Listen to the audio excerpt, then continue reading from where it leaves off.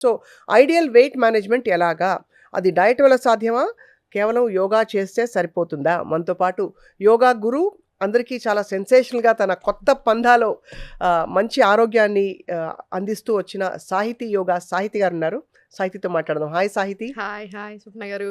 As always you are glowing. Thank you. So, సాహితిలా ఉండాలంటే సాహితిలా ఫుడ్ కూడా మార్చుకోవాలన్నమాట అయితే. మీరందరూ అనుకునే అంత సూపర్‌గా నేనేం తినను స్వప్న గారు ఎవ్రీ టైమ్. కాకపోతే ఇంట్లో తిన్నప్పుడు మాత్రం మంచి తింటాను. ఎప్పుడైనా బయట తినేటప్పుడు ఎంజాయ్ చేసుకుంటాను. అంతేనా? హ్మ్. ఇప్పుడు యాక్చువల్లీ యంగ్‌స్టర్స్‌లో కూడా మొదలైంది. ఇదివరకు జంక్ ఫుడ్ తింటారు యంగ్‌స్టర్స్ అనేవాళ్ళు.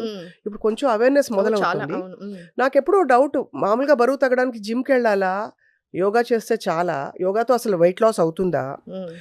డయట్ ఎంత పాలు దానిలో ఉందని చెప్పి. ఎప్పుడైనా స్వప్న గారు ఇప్పుడు నా దగ్గరికి యోగా క్లాసెస్‌కి వస్తున్నారా 3.5 ఇయర్స్ నుంచి. వాళ్ళకి నేను compulsory first day lifestyle చెప్పిస్తాను. అసలు ఏంటి? అసలు Ayurveda biological clock 24 hours cycle ఏదైతే ఉందో అసలు ఏ టైంలో ఏం చేయాలి? లైఫ్ స్టైల్ అనేది చాలా ఇంపార్టెంట్. ఇప్పుడు నేను ఎంత మంచి ఫుడ్ తిన్నా, ఇప్పుడు నేను మీకు ఒక ఎక్స్ట్రాడినరీ ఫుడ్ ఐటమ్ ఇచ్చాను. మీరు రాత్రి 11కి తింటున్నారు. ఇప్పుడు అది మీకు టాక్సిన్స్ లాగా అవుతుందా? అంటే ఆమా బిల్డప్ లాగా అవుతుందా? లేకపోతే సూపర్‌గా పని చేస్తుందా? పని చేయదు. నేను ఇచ్చింది మీకు సూపర్ ఫుడ్డే. కానీ టైమింగ్స్ రాంగ్. సో, మీరు టైమింగ్స్ రాంగ్ ఉన్నప్పుడు నేను ఎంత మంచి ఫుడ్ ఇచ్చినా మీ బాడీ సరిగ్గా తీసుకోలేదు.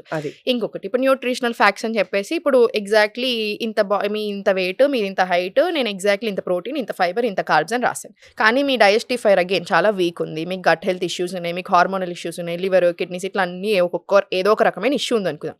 నేను ఎగ్జాక్ట్లీ న్యూట్రిషనల్ ఫ్యాక్ట్స్ కూడా ఫాలో అవ్వరాదు. సో, మీకు కరెక్ట్‌గా మీకు సూట్ అయ్యేది ఆయుర్వేద ప్రకారం మనం ఇస్తాం.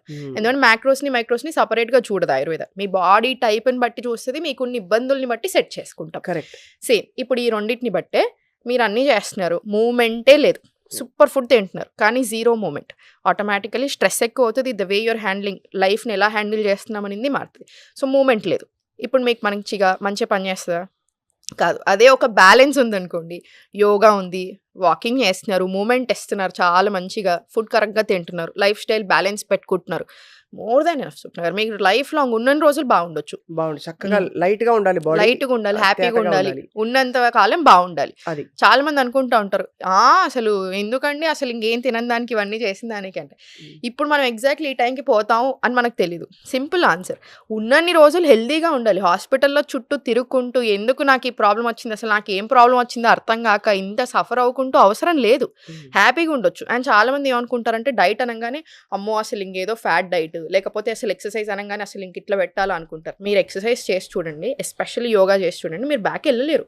బికాజ్ మీకు ఎంత సంతోషం వస్తుంది లోపల నుంచి. మీకు నేనెవరు అని తెలుసుకోవడానికి ఒక అద్భుతమైన ఆన్సరే యోగా. మనం ఎవరు, అసలు మనకి ఏం కావాలి, ఓహో నేను ఇంత హ్యాపీ